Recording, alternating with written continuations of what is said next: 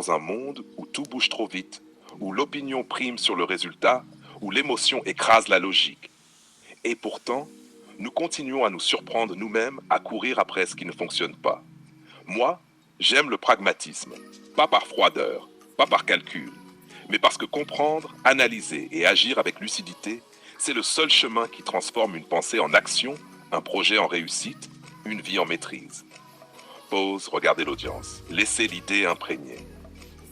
Axe 1. Le pragmatisme personnel. Commençons par nous-mêmes. Regardez autour de vous. Combien vivent dans le rêve? Combien réagissent plutôt qu'ils n'agissent? Le pragmatique, lui, il observe, il teste, il évalue, il apprend. Chaque échec devient une leçon, chaque succès un repère. Vous pouvez rêver et espérer, si vous n'agissez pas avec méthode, vous n'irez nulle part. Pause, levez la main pour souligner la phrase. Penser sans agir, inutile. Agir sans réfléchir, dangereux.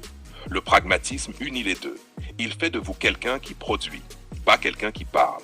Petit regard, silence volontaire de 2 secondes pour que le public capte. Axe 2. Le pragmatisme relationnel.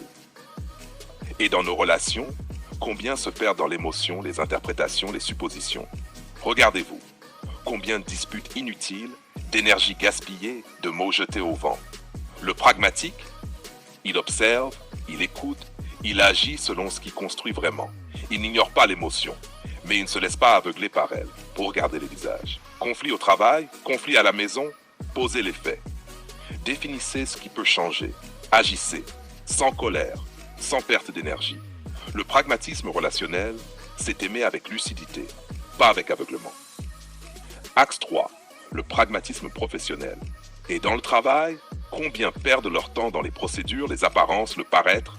Le pragmatique, il fixe ses objectifs, il mesure ses résultats, il ajuste ses méthodes. Décision fondée sur les données, sur l'expérience, pas sur l'opinion, pas sur le statut.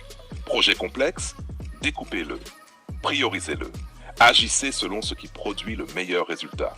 Le pragmatisme dans l'action, c'est efficacité et clarté. Rien de plus, rien de moins. Synthèse.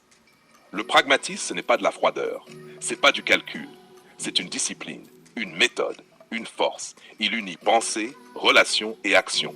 Tout ce qui échoue aujourd'hui échoue souvent par manque de pragmatisme. Regardez l'audience comme pour défier.